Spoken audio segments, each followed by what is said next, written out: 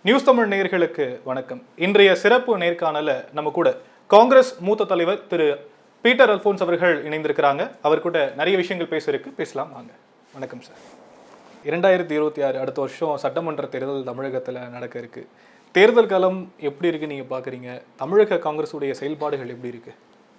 அதாவது தேர்தல் களம் இன்னைக்கு பாஜக தமிழகத்தில் ஒரு ஒரு ஒரு ஒரு கேம் சேஞ்சர் பண்ணணும். தமிழகத்தில் இருக்கிற அரசியல் சூழ்நிலையில் புதுசாக ஒரு மாற்றத்தை உண்டாக்க வேண்டும். எப்படி மாற்றம் அப்படின்னு கேட்டிங்கன்னா, தமிழக அரசியல் களம் கடந்த 50 ஆண்டுகளுக்கு மேலாக திமுக அதிமுக அப்படி தான் இருக்குது. இதை மற்ற கட்சிகள் கூட ஏற்றுக்கொண்டது. இப்போ காங்கிரஸ் கூட ஒரு கட்டத்தில் அதுக்கு மேலே அவங்க அந்த களம் அவங்க களம் தான், மாநில கட்சிகளுடைய களம் தான் அப்படின்னு சொல்லி ஒரு செகண்ட் லெவலில் அவங்களோட சேர்ந்து தேர்தலை சந்திப்பதற்கு திமுகவோடையும் சரி தான், அதிமுகவோடையும் சரி தான். ஆனால் இன்றைக்கி பாஜக இன்றைக்கி என்ன நினைக்குது அப்படின்னு கேட்டிங்கன்னா, இந்த களத்தை மாற்றி அமைக்க வேண்டும், உடைக்கணும். திமுக வெர்சஸ் பாஜக நேரட்டிவை மாற்றணும். இந்த 2026 தேர்தல் மூலம் மாற்றணும். அவங்களுக்கு ஆட்சியை பிடிக்கணுங்கிற நோக்கம்லாம் கிடையாது. அவங்களுக்கு அதிமுக ஸ்பேஸை எடுத்துக்கணும். அதிமுகங்கிற கட்சி வலுவாகவும் உயிரோட்டத்தினிடையும் இருந்தால் தாங்கள் வளர்வதற்கு இடமில்லை. ஒரு லாங் டர்மாக யோசிக்கிறாங்க. அதனால் அதிமுகவை கம்ப்ளீட்டாக இது பண்ணிடுறது, டோட்டலாக அனிஹிலேட் பண்ணிடுறது. அந்த இடத்துல நம்ம வளர்றது. அதுக்கு இந்த கூட்டணியை வச்சுக்கிட்டிங்கன்னா, அவங்க இந்த கூட்டணியோடு இருந்து பாஜக இப்போ நீங்கள் அதிமுக மந்திரிகள்லாம் பாஜகவினுடைய கொள்கையவே டிஃபெண்ட் பண்ண ஆரம்பிச்சிட்டாங்கல்ல. பாஜக செய்கிற எல்லாத்தையுமே அவங்க டிஃபெண்ட் பண்ணுறதுக்கு இப்போமே ஆரம்பிச்சிட்டாங்க. ஸோ நாளைக்கு அந்த கட்சியில் அப்படியே உண்டாகி அதிலே கலந்து போகிறதுல அவங்களுக்கு ஒன்றும் ஆட்சேபனை இருக்காது. இப்போ எடப்பாடி பழனிசாமி இந்த எலெக்ஷனை தோற்று போனார்னு வச்சுங்க. 2026 எலெக்ஷனில் அதிமுக ஆட்சிக்கு வரலை அப்படின்னா அதிமுகவுடைய எதிர்காலம் என்ன? அவர் கட்சியோட தலைமைக்கு வந்ததுலேருந்தே ஒரு 10 எலெக்ஷன் சந்திச்சு இதான் லாஸ்ட் சான்ஸ். ஓகே, இதுக்கு பிறகு அதிமுக இவ்வளோ பொலிட்டிக்கல் ப்ரெஷர்லையும் தன்னை ஒரு ஸ்டாண்டாக நிரூபிச்சுட்டு தானே இருக்காரு சார். இங்கே ஃபீல்ட்லேயுமே சரி, தேர்தலில் வாக்குகள் அப்படிங்கிறது அவங்க எதிர்பார்த்த மாதிரி இல்லைனாலும் கூட ஒரு லீடராக தன்னை ப்ரொஜெக்ட் பண்ணிட்டு தானே இருக்காரு. அதாவது அதிமுக அது அவருடைய பலம் அல்ல, அது அதிமுக என்கிற கட்சியினுடைய பலம். அவளுக்கு பொலிட்டிக்கல் ப்ரெஷரும் இருக்கும்ல சார், பட் இருந்தாலும் ஹி இஸ் மேனேஜிங் வெல். இல்லை, அதான் நான் சொல்கிறேன், அதிமுகங்கிற கட்சிக்கு யாராவது ஒரு தலைவர் தேவைப்படுகிறார். அதனால் அந்த கட்சி அவரை பிடிச்சி உட்கார வச்சிருக்கு. அந்த கட்சிக்கு ஒரு தலைவர் தேவைப்படுகிறார். அந்த கட்சி இயங்கணும்னா ஒரு தலைவர் தேவை. ஆனால் இந்த தலைவரால் எந்த பயனும் இல்லைன்னு ஒரு முடிவுக்கு வந்துடுதுன்னு வச்சுங்க அந்த கட்சி. அந்த இடத்துக்கு ஆல்டர்னேட்டிவாக அவங்களுக்கு வேறு இடம் கிடச்சின்னு வச்சுங்க. இப்போ அதிமுகவுக்கு மாற்று இடம் இன்னும் கிடைக்கல அவங்களுக்கு. அவங்க திமுகவில் சேர முடியாது. கண்டிப்பாக அவங்க காங்கிரஸ்லேயோ கம்யூனிஸ்ட் கட்சியிலையோ சேர முடியாது. அவங்களுக்கு அந்த கல்ச்சர் இல்லை. இந்த டோட்டலி டிஃப்ரெண்ட் கல்ச்சர். அப்போது அவங்க they are trying to find an alternative. அது பாஜக என்ன நினைக்குன்னா, அந்த ஆல்டர்னேட்டிவாக நம்ம மாறிடலாம். இப்போது ஒரு ஊரில் எப்படி இருக்குன்னு கேட்டிங்கன்னா, நீங்கள் பஞ்சாயத்து போர்டு பிரசிடென்ட் எடுத்துங்க. 5 வருஷம் அதிமுக பிரசிடென்ட் இருந்திருப்பார், 5 வருஷம் திமுக பிரசிடென்ட் இருந்திருப்பார். கான்ட்ராக்டர் எடுத்துங்க, கான்ட்ராக்டர்ஸ் திமுக கான்ட்ராக்டர் இருப்பான், அதிமுக கான்ட்ராக்டர் எடுத்து. நீங்கள் அரசாங்க அதிகாரிகள் எடுத்துக்கொள்ளுங்க. இந்த அதிகாரிகள்லாம் திமுகவுக்கு சார்பானவங்க, இந்த அதிகாரிகள்லாம் அதிமுகவுக்கு சார்பானவங்க. ஏன்னா இது 60 வருஷம் இந்த ஆக்சிஸ் போலீஸ்லேருந்து எல்லாருமே அப்படி தான் ஆகிப்போச்சு. இப்போது இவங்களுக்கு இப்போ நீங்கள் திமுக சார்பாக அது சேஃப் செக்யூர், இந்த அலையன்ஸ் ஸ்ட்ராங்காக இருக்காங்க எல்லாரும். அதில் ஒன்றும் மாற்றம் கிடையாது. மாற்றம் வர முடியாது, வரக்கூடாது. விசிகாவோ அதெல்லாம் யாருமே மாட்டேன். ஆனால் இவங்களுக்கு நாங்கள் ரத்தன கம்பளெல்லாம் விரித்து வரவேற்கிறோம்னு சொல்கிறாரு. என்னதான் அவங்களுக்கு இன்னும் தம்பிக்க வரல. அவர் எதுக்கு சொல்கிறாருன்னா, அவர் இவங்கெல்லாம் வந்தால் தான் அவர் பிஜேபியை பயங்காட்ட முடியும்னு நினைக்கிறார் பழனிசாமி. கூட்டணி ஆட்சி விஷயங்களில் கூட்டணி ஆட்சியில் இப்போ நீங்கள் இன்றைக்கும் பார்த்தீங்கன்னா, பழனிசாமி கூட எந்த கூட்டணி கட்சியும் அவங்க பேச தயாராக இல்லை. இன்றைக்கி கூட பிரேமலதா விஜயகாந்த் என்ன சொல்கிறாங்க, அந்த கட்சி நாங்கள் மோடியை பார்க்க போகிறோம், அமித்ஷா பார்க்க போகிறோம்னு தான் சொல்கிறாங்க. இப்போ நீங்கள் பன்னீர்செல்வமும் டிவிகே கிட்ட போகிறதுக்கான வாய்ப்பு இருக்க கேள்விப்பட்டோம். நீங்கள் எங்க அது இப்போ அதை இன்னைக்கு பாஜக வந்து என்னென்னா அவங்க காரியத்தில் எப்பவும் கண்ணாக இருப்பாங்க. அவங்க வந்து பழைய கால தொடர்புகள், பழைய காலத்தில் நமக்கு செய்த உதவிகள் அதெல்லாம் அவங்க நினைக்கவே மாட்டாங்க. ரூத்லெஸ்மா பாலிட்டிக்ஸில். அதான் சாணக்கியனுடைய அரசியல் சூத்திரம். அதாவது கடந்த காலத்தில் உனக்கு எவனும் நெருக்கமாக இருந்தான் என்கிற காரணத்திற்காக நிகழ்காலத்தில் அவனுக்கு தேவைக்கு அதிகமான அங்கீகாரத்தை கொடுக்காத. ஆனால் மக்கள் பார்த்துட்டு இருக்காங்களா தமிழகத்தில்? பார்த்துட்டு இருக்காங்க. அவங்க இந்த எலெக்ஷனை பற்றி தான் பதில் சொல்லுவாங்க. இது நாட் இமீடியட். அதனால் என்ன நினைக்கிறாருன்னா, அவர் வந்து இன்னைக்கு பயனுள்ளது வந்து எடப்பாடி தான். இன்றைக்கி பன்னீர்செல்வத்தாலையும் தினகரனாலையும் ஆகக்கூடியது ஒன்றும் இல்லை. கட்சி வந்து அதிமுகங்கிற கட்சி தாங்க விரும்பி கபலீகரம் பண்ண நினைக்கிற கட்சி வந்து இன்றைக்கி அவர் கையில் தான் இருக்குது. எதுக்காக வேண்டி அவரை போய் இன்றைக்கி ஆண்டகனைஸ் பண்ணிக்கணும் அப்படின்னு பன்னீர்செல்வத்தை பார்க்க மாட்டேன்ட்டார். அதனால் அவங்க தாவேக்கா போகிறேன்னு சொல்கிறாங்க. எதுக்கு சொல்கிறேன், பழனிசாமியை யாரும் அந்த அணிக்கு தலைவராக நினைக்கிறங்கிறதுக்காக வேண்டி சொல்கிறேன். இப்போ வாசன் இருக்கார், யார்கிட்ட பேசுவார்? என்டிஏ கூட்டணி தான் அவங்க சொல்கிறாங்க. அவர் அதிமுக கூட்டணி யாரும் சொல்ல மாட்டாங்க, சொல்லுவாங்க. அதனால இவர் என்ன பதறாருன்னா, இவர் தன்னுக்குன்னு சொல்கிறதுக்கு ஆள் வர மாட்டாங்களான்னு பார்க்குறாங்க. இவர் சமாதானப்படுத்துறதுக்கும் அங்கே மோடி தரப்புல இருந்தோ இல்லை அமித்ஷா தரப்புல இருந்தோ நான் வந்து கூட்டணி அதிமுக தலைமை தான், அவருடைய தலைமை தான் முதலமைச்சர் அப்படிங்கிற சொல்கிறாங்க. ஆனால் கூட்டணி ஆட்சி அப்படிங்கிறது வரும்போது கூட்டணி ஆட்சிங்கிறது தான் அவங்க காயின் பண்ணுறாங்க. வேற இங்க அப்படி இல்ல. அதிமுக தரப்புல சொல்றது பெரும்பான்மையோட ஆட்சி அமைப்புன்னு சொல்றாங்க. பாஜகவை நீங்க வந்து நன்றாக தெரிந்தவர்கள். எடப்பாடிக்கு நல்லா தெரியும். நீங்க எடப்பாடி வந்து நம்ம நினைக்கிற மாதிரி சாதாரண ஆள் இல்லை. அவருக்கு என்ன நடக்குங்கிறது அவருக்கு தெரியும். அவர் அதை எப்படி கெட் ஓவர் பண்றதுங்கிறதுக்கு அவரும் முயற்சி பண்ணிக்கிட்டே தான் இருக்கிறார். அதை தான் நான் முன்னாடி கேட்டேன். இத்தனை வருஷமா அவ்வளவு பொலிட்டிக்கல் ப்ரெஷர் இருக்கும்போது தன்னை நிரூபிக்கிறார்ல, ஒரு லீடர் தானே முயற்சிக்கிறார் தம்பி. அவரால் ஏலணும்ல. இப்போ நீங்க அவருக்கு வந்து பெரிய மைனஸ் பாயிண்ட் என்ன, he is not MGR, he is not Jayalalithaa, he is not Karunanidhi. அவர் வந்து ஒரு பெரிய தான் ஒரு விவசாயி இங்க இருந்து வந்திருக்கிறேன் அப்படின்னு சொல்றாரு. அது ஒரு பெரிய விஷயம். இங்க அது எப்போ எவ்வளவு அப்பீலா எவ்வளவு நாள் வரணும், அதுக்கு வந்து என்ன நாள் வரும். இப்போ வந்து நீங்க அதிமுகவினுடைய தலைவராக அவர் இருக்கிறாரே ஒழிய அதிமுக என்கிற எல்கையை தாண்டி மக்கள் ஏற்றுக்கொள்ளக்கூடிய ஒரு தலைவராக அவர் வரணும்ல. இப்போ நீங்கள் முதலமைச்சர் இருக்காரு, அவருக்கு ஒரு ரீச் இருக்கு. அவருக்கு வந்து திராவிட முன்னேற்ற கழகத்தை விட்டு தாண்டியும் அவருக்கு ஒரு ஓட்டு வங்கி இருக்கு. ஸ்டாலினுக்காக ஓட்டு போடுறவங்க இண்டிவிஜுவலா அதை மாதிரி ஒரு இடத்த அவர் வந்திருக்கிறாரா? அந்த மாதிரி இடத்துக்கு வந்து வரல.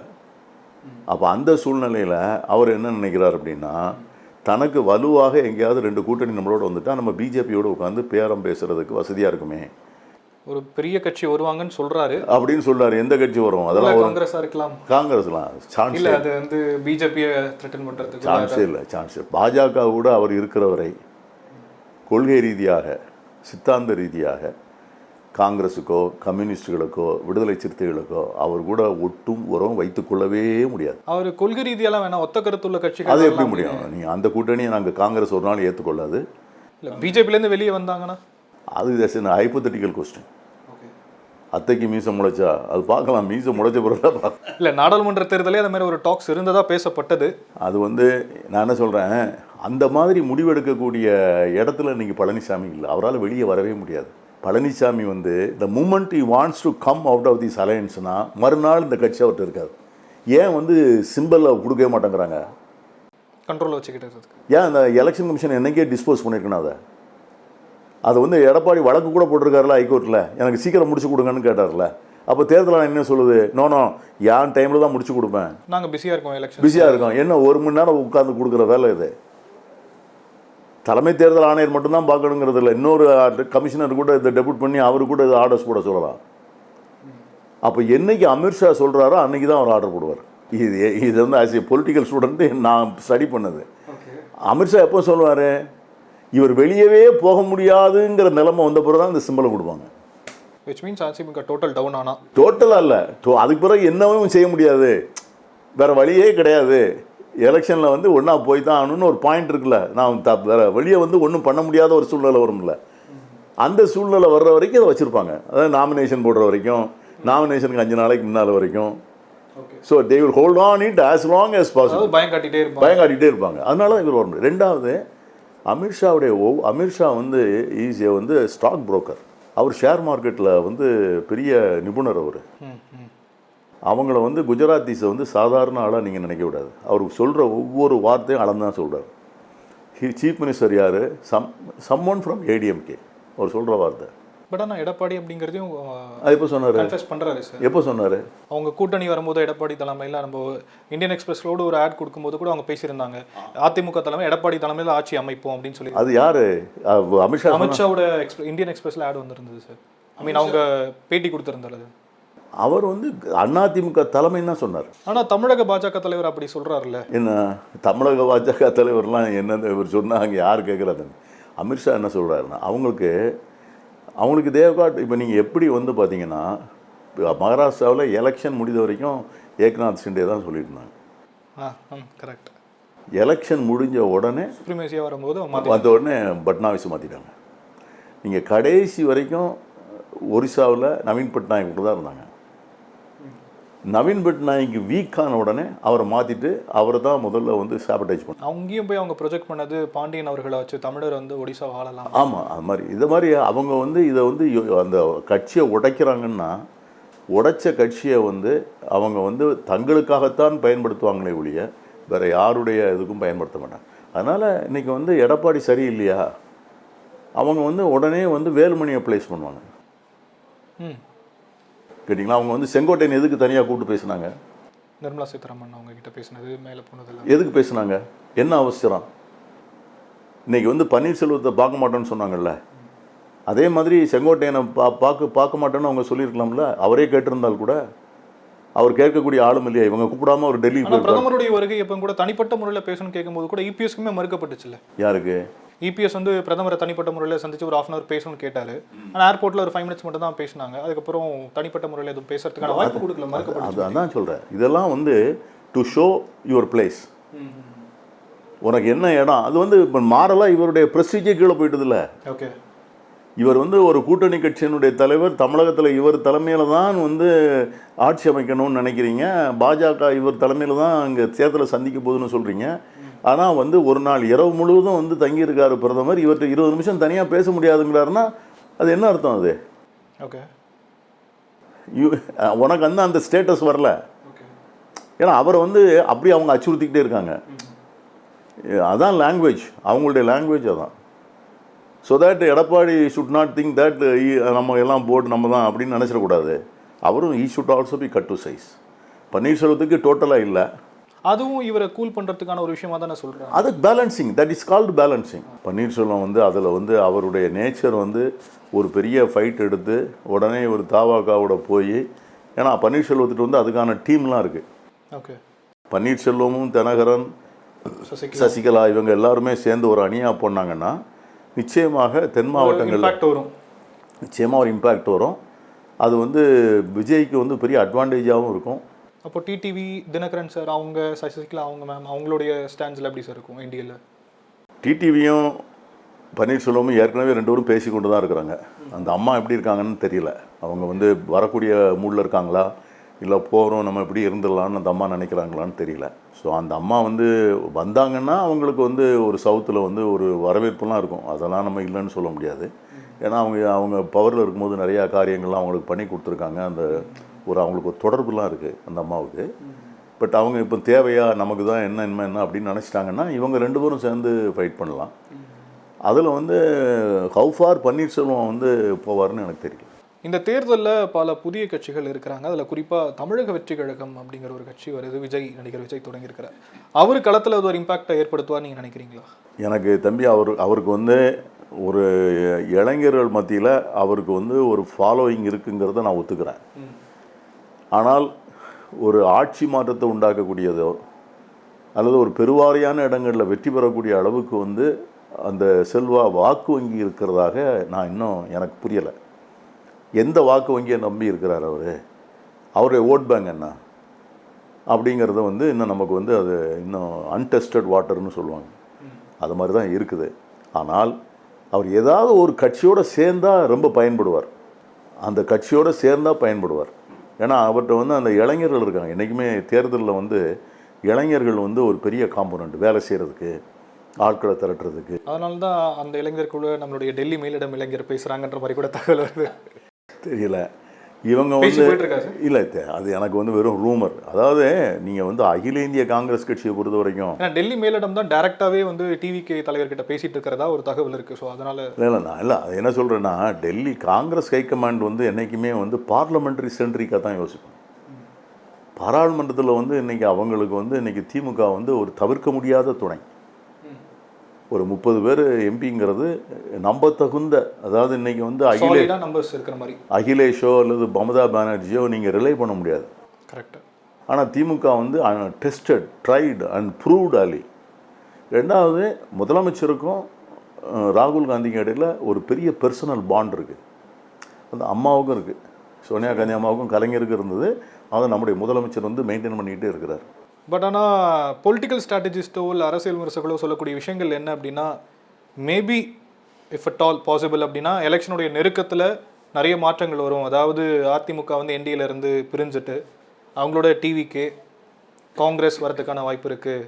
அவங்க ஒரு அலைன்ஸ் ஃபார்ம் பண்ணுறதுக்கான வாய்ப்பு இருக்குது. ஏன்னா இது வரைக்கும் டிவிகேல பொறுத்த வரைக்கும் அரசியல் எதிரி யார், நம்மளுடைய கொள்கை ரீதியான எதிரி யாருன்றதை அவங்க டிக்ளேர் பண்ணிட்டாங்க.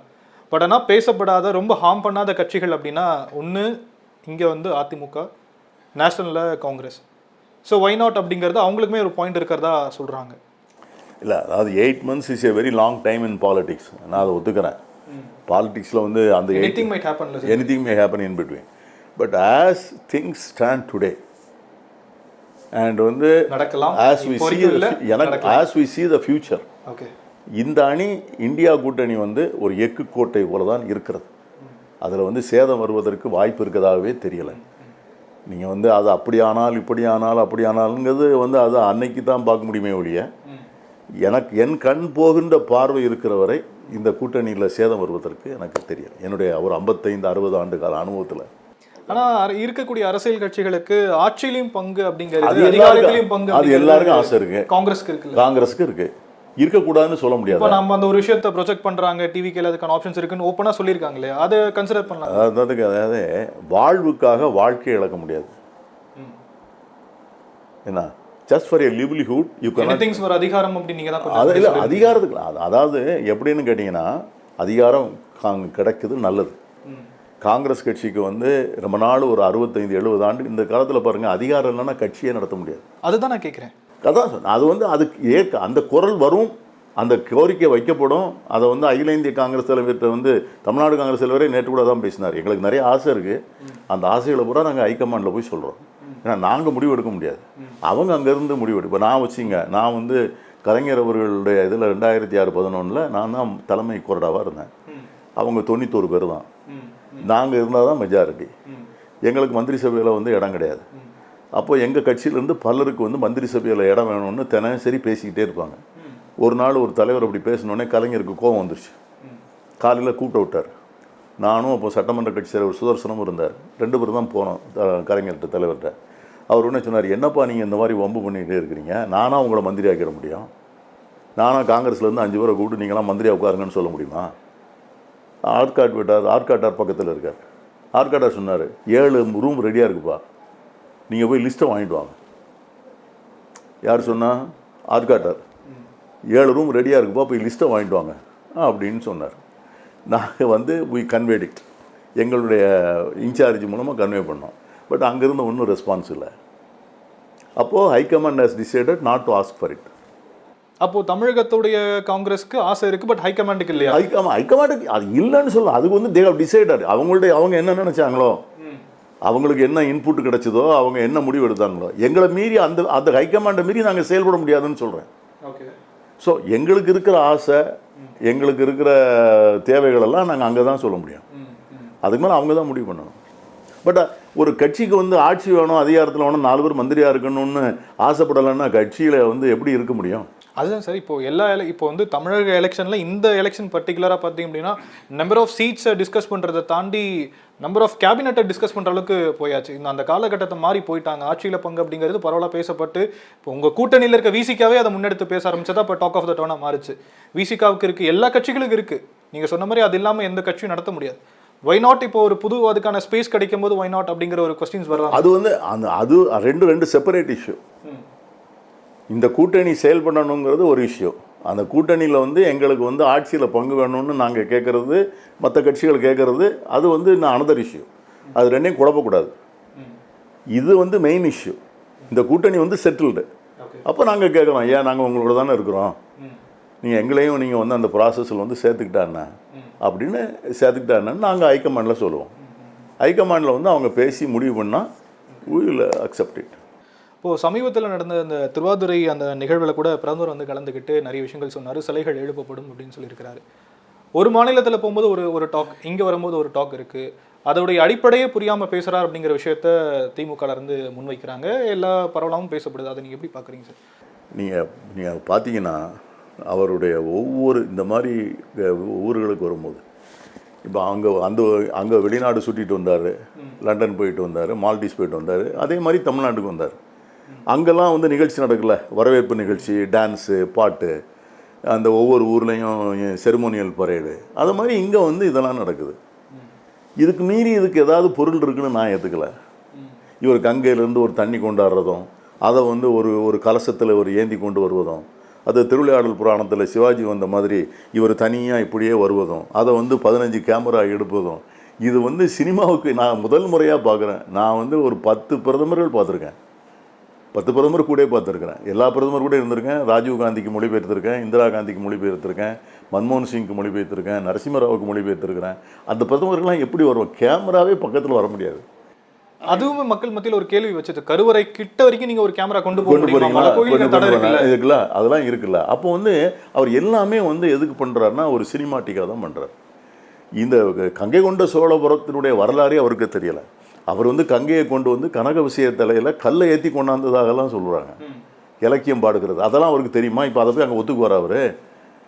அந்த நாட்டில் இருந்து அவங்க 2 பேரும் அந்த ராஜாக்களை பிடிச்சி அவங்க தலையில் கல்லை ஏற்றி கொண்டாந்து தான் இந்த மாதிரிலாம் வந்து வரலாறு படைத்தார்கள்னு சொன்னால் அவர் ஒத்துக்கு வராது. ஸோ இன்னொரு செங்கோலை கொண்டு போய் வச்சார். அந்த செங்கோல் வந்து நீங்கள் வந்து அது நேரு காலத்தில் கொடுக்கப்பட்டது, தமிழகத்துக்கான ஒரு அங்கீகாரமாக பார்க்கலாம்.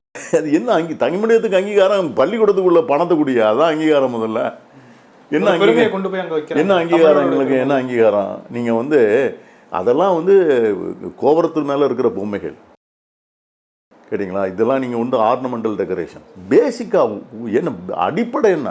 அதோடைய வரலாறு பிரதமர் ஒரு முக்கியமான இடத்துக்கு வராருன்னா அதோடைய வரலாறு பரவலாக பேசப்படும், நிறைய பேர் அதை பார்ப்பாங்க. ஏன்னா வரலாறு பூரா தப்பாக பேசுனீங்கன்னா, இந்த மாதிரி ஒரு கவர்னர் உட்கார்ந்துருக்கிறாரு, அவர் குரலையே தப்பாக எழுதி வச்சு அந்த ஆள் கொடுக்குறாரு. இல்லாத குரலை வந்து எழுதி அதை வந்து விருது வாங்கி திருத்தி கொடுத்துருக்குறாங்க. அது வேற விஷயம் சார். அப்போ இவங்களுக்கு என்ன சாங்டிட்டி இருக்கு? இவங்களுக்கு வந்து இட் இஸ் நாட் தேர் பர்பஸ்ன்னு சொல்கிறேன். நீங்கள் வந்து அரசியல் பண்ணணுங்கிறதுக்காக தானே இதெல்லாம் பண்ணுறீங்க நீங்கள். ஆனால் டிவிகே தலைவர் விஜய் கூட சொல்கிறாரு, இது மோடி மட்டும் பாஜக மட்டும் இல்லை, திமுகவுமே வந்து பண்பாட்டு படை எடுப்பு எலெக்ஷனுக்காக சில விஷயங்கள் பற்றி சோழருடைய தேசம், சோழ மண், தமிழர் மண் அப்படின்னு பேசுகிறாங்கன்னு தமிழக வெற்றி கழகம் கூட அதுக்கான கண்டன அறிக்கையெல்லாம் வெளியிடுறாங்கல்ல. அது நீங்கள் உங்களுடைய பதில் என்னவா இருக்கும்? எல்லா அரசியல் கட்சிகளும் தேர்தலுக்காகத்தான் செயல்படுகிறார். திமுக உட்பட எல்லா உட்பட, காங்கிரஸ் உட்பட. தேர்தல் இல்லைன்னா கட்சிகள் ஒவ்வொரு தேர்தலையும் வெற்றி பெறணுங்கிறதுக்காக தான் நம்ம பயணத்தை தொடர்கிறோம். மக்களுக்கு நலத்திட்டங்களை ஏன் செய்கிறோம்? மக்களுக்கு வந்து என்ன, நான் வந்து நான் ஒரு ஆஸ் ஏ பப்ளிக் ரெப்ரசன்டேட்டிவ், நான் வந்து என்னை முழுமையாக வருத்திக்கிட்டு 24/7 நான் கூப்பிட்ட இடத்துக்கெல்லாம் போகிறேன், ஒவ்வொரு விழாவுக்கும் போகிறேன், ஒவ்வொரு கோரிக்கையும் நிறைவேற்றுறேன்னா என்ன காரணம்? எனக்கு அடுத்த தடவை தேர்தலில் ஓட்டு போடணும்னு தானே. இப்போ இவர் வந்து அன்றைக்கி வந்து தற்கொலை இந்த போலீஸ் சாவுக்கெல்லாம் இவர் வச்சு ஒரு போராட்டம் நடத்தினாரா? இதுக்கு முன்னால் போராட்டம் நடத்தினாரா? அதிமுக காலத்தில் இவர் இப்படிலாம் வந்து போலீஸ் லாக்கப் மரணம் நடக்கலையா? அப்போ இவர் என்னைக்காவது அப்போன்னைக்கு ஒரு நடிகராக தானே இருந்தார், அவர் வந்து அப்போ போராட்டம் நடத்தலையா? ஸோ எல்லாருமே தேர்தலுக்கு தான். இது வந்து திராவிட முன்னேற்ற கழகத்தை பொறுத்த வரைக்கும் நீங்கள் கலைஞருடைய ரைட்டிங்ஸ்லாம் அவர் படிக்கலை. அவர் எவ்வளவு நாளாக தமிழர் வரலாறு, தமிழர் பண்பாடு, சோழர் வரலாறு இதை வந்து எழுதிக்கிட்டு இருக்கிறாரு. நீங்கள் வந்து திருவாரூர் தேரை கொண்டாந்து எப்படி நிப்பாட்டினார்? சோழ மண்டலத்திலிருந்து உள்ள அந்த தேரை கொண்டாந்து இங்கே கொண்டு வந்தது வந்து அந்த பெருமைகளெல்லாம் நிலைநாட்ட தானே.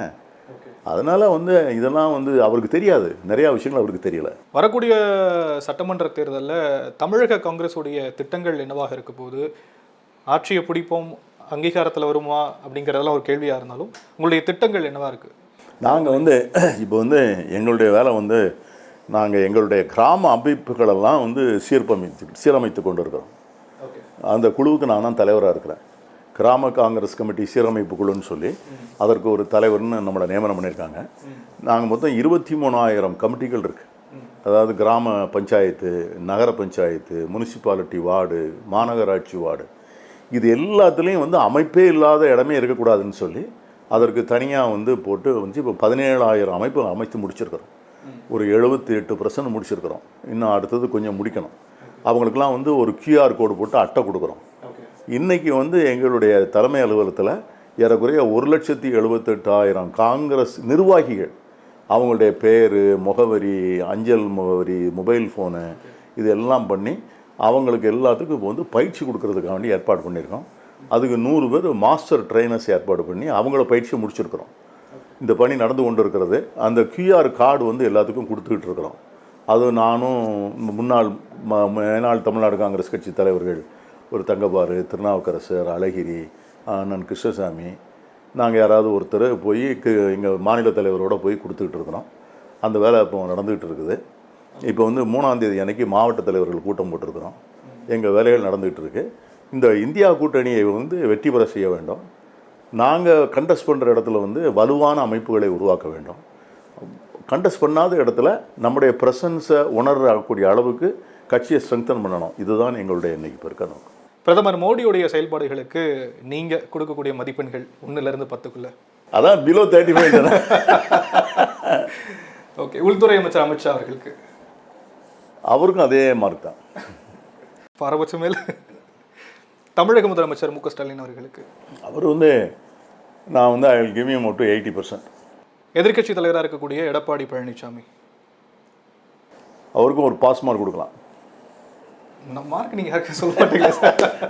பாஸ் மார்க்னாலே 35 என்ன போக கூட பாஸ் மார்க் தான். 90 எடுத்தாலும் பாஸ் மார்க். அது வந்து அது பாஸ் மார்க்னா அவ்வளோதான், டிஸ்டிங்ஷன் கிடையாது. இல்லை, ஒரு எதிர்கட்சி தலைவர் இன்னைக்கு வந்து அவருடைய பின்பலம் பார்த்தீங்கன்னா, அவர் வந்த பின்பலத்திலிருந்து இன்னைக்கு அவர் உட்கார்ந்துருக்கிற இடம் வந்து ரொம்ப பெரிய இடம். அதை வந்து அவர் சமாளிக்கிறார்ல, சமாளித்து எதிர்கட்சியாக வந்து உட்காந்து கட்சியை நடத்தி மேனேஜ் பண்ணுறாருல, அதனால் அவருக்கு ஒரு 45-50 மார்க் கொடுக்கலாம். தமிழக காங்கிரஸ் தலைவர் செல்வ பிறந்தை அவர்களுடைய? அவருக்கு வந்து ரோல் வந்து ரொம்ப லிமிட்டட் ரோல்.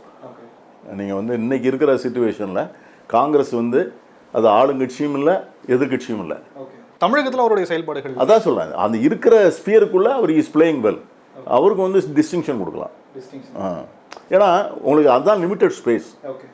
அவர் ஒன்று ரூலிங் பார்ட்டியாக இருந்ததுன்னா அவர் வந்து பவரை வச்சு எல்லாத்துக்கும் வந்து எஃபெக்டிவாக பண்ணலாம். அப்போசிஷனாக இருந்தால் கவர்மெண்ட்டோட மோதலாம், போராட்டம் நடத்தலாம், ஆர்ப்பாட்டம் நடத்தலாம். அதுவும் செய்ய முடியாது, இதுவும் செய்ய முடியாது. ஸோ தட் இஸ் அவருக்கு இன்பார்ன், அவருக்கு வந்து கான்ஜெனிட்டல் டிஃபெக்ட்னு வைங்களேன். ஸோ அதுக்கிடையில் அவர் வந்து ஓடிட்டு இருக்கிறாரு. தினசரி பத்திரிகையாளர்களை சந்திக்கிறாரு, ஸ்டேட்மெண்ட் இஷ்யூ பண்ணுறாரு, பப்ளிக் அக்கௌண்ட்ஸ் கமிட்டி சேர்மனாக இருக்கிறாரு, தொகுதி எம்எல்ஏ இருக்கிறாரு, கவர்மெண்ட் ஃபங்க்ஷன் பண்ணுறாரு, காங்கிரஸ் வேலையை பார்த்துட்டு இருக்காரு. So that's okay. தமிழக பாஜக தலைவர் நயினார் நாகேந்திரன் நம்ம நண்பர், நல்ல நண்பர், எனக்கு ரொம்ப வேண்டிய எங்கள் ஊருக்காரரு. அவர் வந்து ஒரு நல்ல அமைச்சராக இருப்பார், ஃப்ரெண்ட்லியாக எல்லாருக்கும். கட்சி தலைவராக எனக்கு வந்து எனக்கு அவரை பார்த்தா சங்கடமாக. ஏன்னா அவரால் வந்து யாரையும் கடிஞ்சு பேச முடியாது. அவங்க அப்பாவே எனக்கு தெரியும், அவங்க ஃபாதரே எனக்கு நல்லா தெரியும், இவரும் நல்லா தெரியும் எனக்கு. ரொம்ப அதாவது ரொம்ப நல்லவர். இப்போ நம்ம ட்ரெயின்லலாம் நாங்கள் போவோம்னால, நான் வந்து எம்எல்ஏ இருக்கும்போது அவர் இருக்கும்போது நான் ஒரு கம்பார்ட்மெண்ட்டில் இருப்பேன், அவர் ஒரு கம்பார்ட்மெண்ட்டில் இருப்பார். நான் இருக்கேன்னு தெரிஞ்சால் வந்து பார்த்து சொல்லிட்டு போவார். அது மாதிரி எல்லாருக்கும் அவருக்கான மார்க்னா mark as a man is 80%. as a party president, TN party president, I wish him well. அவரை காயப்படுத்த விரும்பவே மாட்டேன். இந்திய தேசிய காங்கிரஸ் உடைய தலைவர் மல்லிகார்ஜுன கார்கே அவர்களுக்கான சார், அவர் வந்து ஒரு வெட்டரன் வார்கார் சார். நீங்கள் வந்து அவர் எப்படி பாலிட்டிக்ஸ் வந்தார்னா, அவர் கண் எதிரில் அவங்க குடும்பத்தை தீயை போட்டு எரிக்கிறாங்க பேரண்ட்ஸை. அங்கேருந்து கிளம்பி வந்தவர் தான். இன்றைக்கி இந்த வயசுலேயும் வந்து ரொம்ப சளைக்காமல், ரெண்டாவது ஒரு தென் மாநிலத்துக்காரர் வந்து இவ்வளவு சரளமாக ஹிந்தி பேசி அங்கே எதிர்கொள்கிறதுங்கிறது ரொம்ப வயது ஒன்று தான் அவருக்கு இன்றைக்கி வந்து ஒரு இதாக போச்சே ஒழிய, அவர் வந்து இஸ் டூயிங் இஸ் பெஸ்ட். அவருக்கு ஒரு டிஸ்டிங்ஷன். மக்களால் விரும்பக்கூடிய, இளைஞர்களால் அதிகமாக பார்க்கப்படக்கூடிய, விரும்பக்கூடிய, எதிர்பார்க்கக்கூடிய ஒரு தலைவராக இருக்கக்கூடிய ராகுல் காந்தி அவர்களுக்கு? ராகுல் காந்தி வந்து இன்றைக்கி அவர் ஒரு கேம் சேஞ்சர் சார். அவர் வந்து காங்கிரஸை இதுவரைக்கும் வந்து இந்த 120-130 ஆண்டுகள் வந்து காங்கிரஸை அதை வந்து அந்த பாதையே மாற்றி அழைச்சிட்டு வந்திருக்கிறார். அதாவது வந்து இந்த சமூக நீதியின் பக்கம் காங்கிரஸினுடைய பார்வை சென்றதே கிடையாது. காங்கிரஸ் வந்து பார்த்திங்கன்னா எந்த காலத்திலிருந்து அது பிராமின் லீடர்ஷிப் தான். காங்கிரஸ் கட்சியினுடைய தலைவர்கள் எல்லாரும் பெரும்பான்மையாக பல காலகட்டங்களிலே பிராமின் லீடர்ஷிப் தான். அவங்களுக்கு வந்து சுதந்திர போராட்டத்துக்கு, அரசியல் சுதந்திரத்துக்கு கொடுத்த முக்கியத்துவத்தை வந்து அவங்க சமூக சுதந்திரத்துக்கு கொடுக்கல, சோசியல் டெமோக்ரஸி கொடுக்கல. டெவலப்மெண்ட் பண்ணாங்க, எக்கனாமிக் டெவலப்மெண்ட் பண்ணாங்க, அதெல்லாம் இன்னும் அடிப்படை கட்டுமான இன்ஃப்ராஸ்ட்ரக்சர் பண்ணாங்க. ஆனால் சோசியல் ஜஸ்டிஸ் வேணும்ல, அந்த டிஸ்ட்ரிபியூஷன் ஆஃப் பொலிட்டிக்கல் எக்கனாமிக் ஃப்ரீடத்தினுடைய குரோத்தினுடைய பெனிஃபிட்ஸ் இருக்கு பாருங்கள், அதுக்கு ஈக்குவிட்டபிள் டிஸ்ட்ரிபியூஷன் கொடுக்கணுங்கிற உணர்வு வந்து திராவிட கட்சிகளுக்கெல்லாம் இருந்த மாதிரி அவங்களுக்கு வரல. அதை கொண்டு வந்தது அது கொண்டு வந்து அது ஒரு பாத் பிரேக்கிங். அவருக்கான மார்க் அவருக்கு வந்து 100 அவுட் ஆஃப் 100 கொடுக்கலாம். ஆனால் he has to succeed. அவருடைய பாதை வந்து ரொம்ப கரடு முரடான பாதை. that the man who traveled on the less traveled road, யாருமே பயணப்படாத சாலையில் அவரே பாதை போட்டு கொண்டு பயணம் செய்கிறார். So he deserves all encouragement. பார்ப்போம். 2026 தேர்தலில் காங்கிரஸும் காங்கிரஸ் இருக்கக்கூடிய கூட்டணியும் வெற்றி பெற நியூஸ் தமிழ் சார்பாக வாழ்த்துக்கள். நன்றி. நல்ல ஒரு சேவை தொடரட்டும். நன்றி. தேங்க்யூ.